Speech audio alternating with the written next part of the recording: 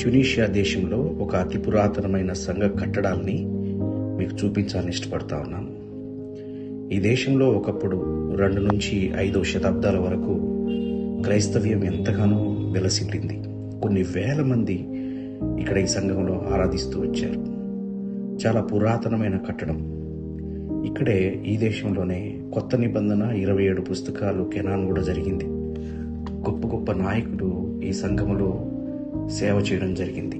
టర్టులియన్ అని చెప్పి, సిప్రియన్ of కర్తేజ్, Augustine of hippo అని గొప్ప గొప్ప దేవుని సేవకులు ఈ సంఘంలో పనిచేయడం జరిగింది.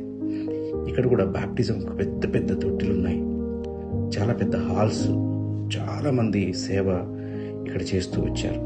అసలు నార్త్ ఆఫ్రికాలోనే ఒక క్రైస్తవ అత్యంత బలమైన కేంద్రంగా ఉండింది 630 వరకు.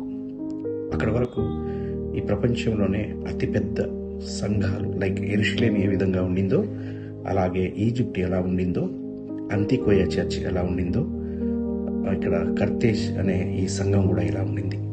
ప్రపంచంలో అత్యంత పెద్ద సంఘాల్లో ఇది ఒకటి. ఎప్పుడైతే ఇస్లాం మతం ఈ దేశంలోనికి ఎంటర్ అయిందో, అక్కడ వారు చేసిన యుద్ధాలకు ఇక్కడున్న ప్రజలందరూ ఇస్లాం మతంలో కన్వర్ట్ అవ్వడము, ఇక్కడ సంఘము నామరూపాలు లేకుండా అయిపోయింది. ఇప్పుడు ఈ దేశంలో 99% మంది ముస్లిం ప్రజలుగా ఉన్నారు. ఈ దేశం మొత్తం మీద కేవలం 4,000 మంది క్రైస్తవులే ఈరోజు ఉన్నారు. వారు కూడా ఎప్పటి నుంచో భక్తిలో ఉన్నవారు. ఈ దేశంలో సువార్త ప్రకటించడానికి చాలా అనుకూలమైన అవకాశాలు ఉన్నాయి. ఈ దేశంలో ముస్లిం దేశమైనా కూడా ఈ దేశము ఒక మత స్వాతంత్రం కలిగిన దేశంగా ఉంది. కానీ సమస్య ఏంటంటే ఈ దేశంలో సువార్త ప్రకటించడానికి ఆసక్తి కనపరిచేవారు కనబడడం లేదు. ఇక్కడ ఈ గోడలు లేదా ఈ పునాదులు చూసి బాధపడడం లేదు, కానీ ఈ దేశంలో ప్రజలందరూ నిత్య జీవం లేని వారుగా ఉన్నారు. వారి కొరకు భారంతో ఈ ట్యునీషియా దేశంలోని ఈ సంఘ పునాదులను మీకు చూపించడానికి వచ్చాను. సంఘం అంటే కట్టడాలు కాదు, ఇది కూలిపోయిన విశ్వాసులుంటే బాగుండేది. ఇది కూలిపోయింది. అదేవిధంగా దేశంలో విశ్వాసులు లేకుండా అయిపోయారు.